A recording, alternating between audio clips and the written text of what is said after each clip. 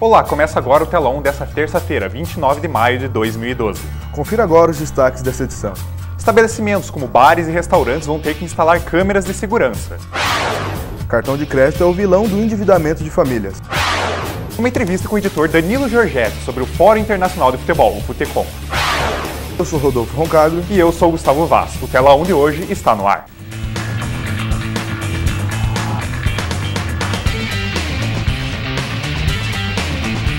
Para proporcionar mais segurança aos clientes, bares, restaurantes e outros estabelecimentos vão ter que instalar câmeras de vigilância. Na manhã de hoje, foi aprovado pelos vereadores de Curitiba um projeto de lei que obriga a instalação de câmeras de segurança em bares e restaurantes com capacidade acima de 100 pessoas. O projeto obriga a instalação também para as casas noturnas, locais de shows e boates. Agora, para entrar em vigor, é necessária a aprovação do prefeito Luciano Dutti. E um outro projeto que também está sendo discutido é de fixar um tempo máximo de espera nas filas de caixas de bares e casas noturnas. O número de caixas deve variar entre 2 e 8, dependendo da capacidade de lotação do estabelecimento. Repórter Priscila Tida. Pesquisa aponta que cartão de crédito é o maior motivo de endividamento das famílias. Uma pesquisa divulgada pela Confederação Nacional do Comércio de Bens nesta terça-feira indica que pouco mais de 74% das dívidas das famílias estão concentradas nos cartões de crédito. Os carnês das lojas ocupam o segundo lugar, com 20% das dívidas. A pesquisa de endividamento e inadimplência do consumidor considerou as famílias que estão endividadas no mês de maio. Repórter Aline Lima. Na manhã de hoje, o senador Demóstenes Torres depôs no Conselho de Ética do Senado, respondendo à acusação de quebrar o decoro parlamentar. Ele está envolvido no escândalo de corrupção com o contraventor Carlinhos Cachoeira. Demóstenes fez uma exposição tentando mostrar os pontos altos de seu mandato, para convencer o Conselho de que teve uma atuação digna.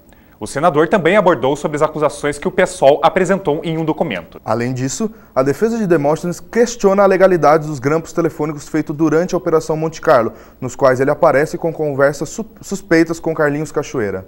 E o quadro Descobrindo Curitiba dessa semana é sobre a Rua Visconde de Guarapuava.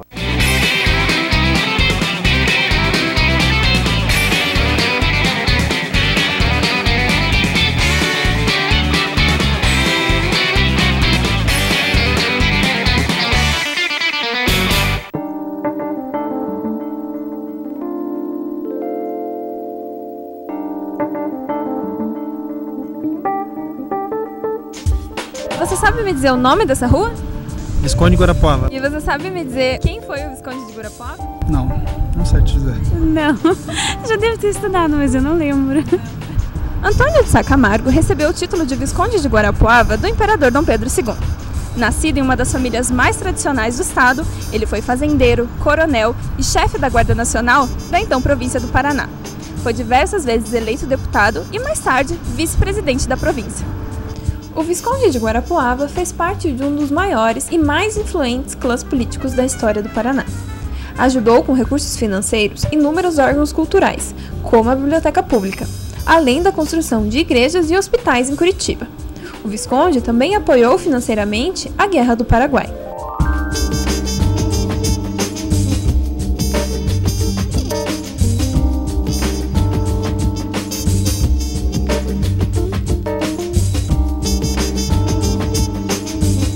E agora, você sabe me dizer quem foi o Visconde de Guarapuava?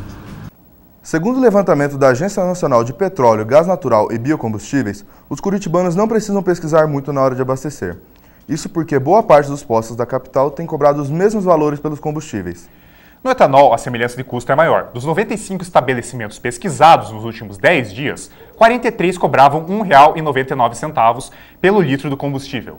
Quanto à gasolina, o preço mais caro em comum foi encontrado em 20 postos, por R$ 2,69 por litro. Mudando de assunto, na última semana a universitária Renata Silva lançou o livro Verbet, O Início. O lançamento foi na FENAC e o telão foi cobrir o trabalho da estudante de jornalismo da Universidade Positivo. Verbit, o início, fala sobre o mundo de Kranto. O protagonista é um ser misterioso que foge do seu cativeiro, onde sua memória foi retirada. A inspiração para o personagem veio do Super-Homem. Na época que Renato começou a escrever o livro, tinha 15 anos e sua série favorita era Smallville. A estudante de jornalismo começou a escrever o livro em 2009. O lançamento, que aconteceu apenas esse ano, contou com a presença de familiares e amigos da escritora. O lançamento do livro de Renata aconteceu na FENAC do Parque Shopping Barigui. A jovem escritora deu autógrafos e recebeu os convidados com coquetel. Tô nervosa, tô ansiosa, emocionada, nossa, o pessoal tá adorando, tava cheio aqui, foi, sei lá, cara, não sei nem como descrever, assim, uma sensação muito boa. A jovem escritora sempre teve certeza que seu livro seria publicado. Depois que terminou o Verbit, foi atrás da editora Pulp para realizar seu sonho. Esperava não, eu sabia que ia, porque eu ia dar um jeito. E nossa, eu quero ver se a gente consegue espalhar mais isso, que não dá para ficar só num pequeno círculo de pessoas, né? Renata veio com a sugestão de fazer pedindo como editar o livro dela. Então nós pegamos o projeto da Renata como uma experiência nessa área nova, que seria a área de literatura, de ficção científica, da história que ela conta.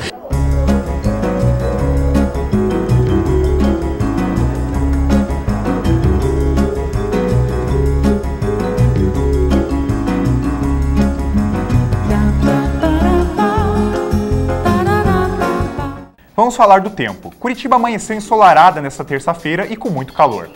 Amanhã o sol aparece, mas o céu deve ficar com muitas nuvens e pode chover. A temperatura fica entre 12 e 23 graus. No litoral também muitas nuvens e pancadas de chuva. A mínima de 16 graus e a máxima é de 26. Após pressão do Paraná Clube e do Coritiba, a Confederação Brasileira de Futebol anunciou que o Atlético Paranaense vai mandar o jogo contra o Ipatinga no estádio Germano Krieger, em Ponta Grossa.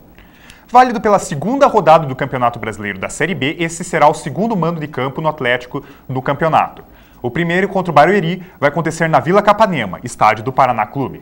A decisão irritou a diretoria do Atlético, que não quer ter seus jogos realizados fora da capital. O Paraná ainda ofereceu a Vila Olímpica do Boqueirão para o Atlético, mas o estádio precisa de reformas para comportar um jogo da Série B. Vamos falar de moda?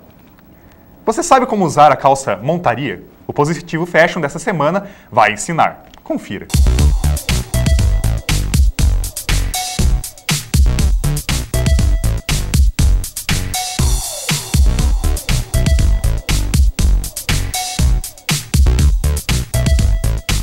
Olá! Hoje o Positivo Fashion vai falar sobre as calças montaria. Nos dias frios de inverno, elas são ótimas opções para fugir das calças jeans e são uma forma elegante de esquentar as pernas para o frio.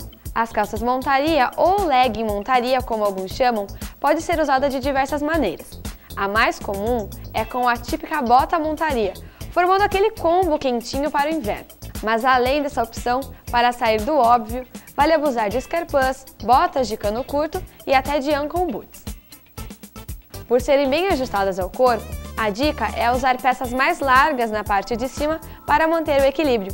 Em alguns momentos, vale até usar camisas mais compridas que deixam o look mais elegante. Na próxima terça-feira, eu estarei de volta. Vejo vocês por aí. Tchau! E estamos aqui no estúdio com o editor-chefe do portal T Notícias, Danilo Giorgetti. Ontem ele foi ao Pátio Batel cobrir o Fórum Internacional de Futebol, o FUTCOM, e vai contar pra gente como é que foi o evento. Olá, Danilo. Olá. Quais foram as principais atrações do evento?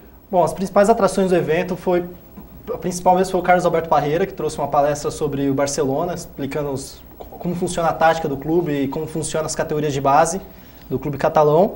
E também outras palestras que foram interessantes foi a do José Carlos Brunoro, que falou sobre como pode ser utilizadas as arenas que estão sendo construídas visando a Copa do Mundo de 2014.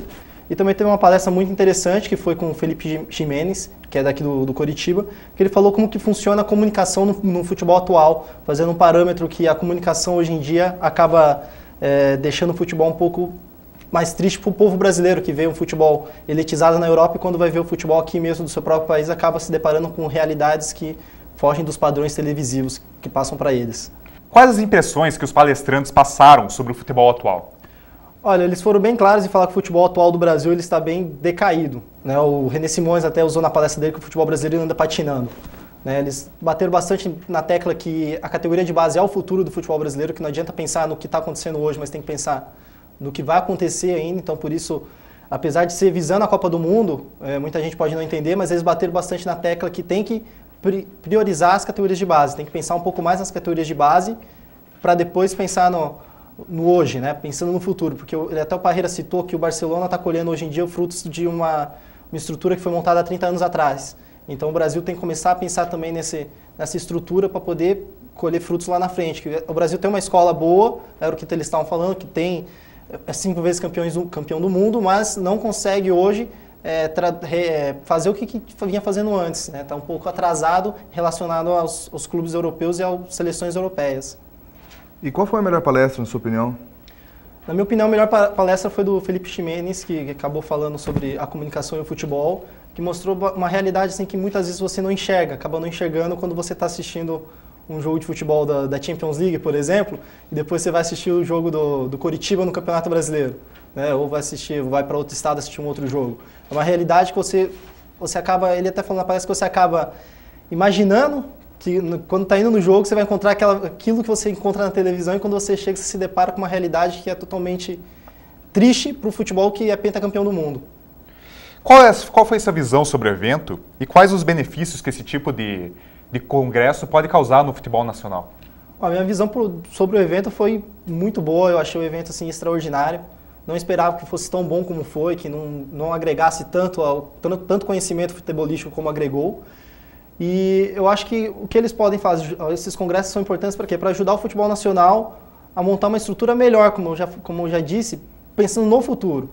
Não deixando largado como está hoje em dia, mas seguissem exemplos de clubes como o São Paulo, que tem um centro de excelência de formação de base muito bom, que é lá em Cotia, até mesmo do Santos, que geralmente lança bons jogadores, do Fluminense, coisas que outros clubes não fazem, mas que deveriam ser feitos em conjunto com a CBF, visando a melhoria, não para a Copa de 2014, a Copa de 2014 já está aqui, mas visando a Copa de 2018.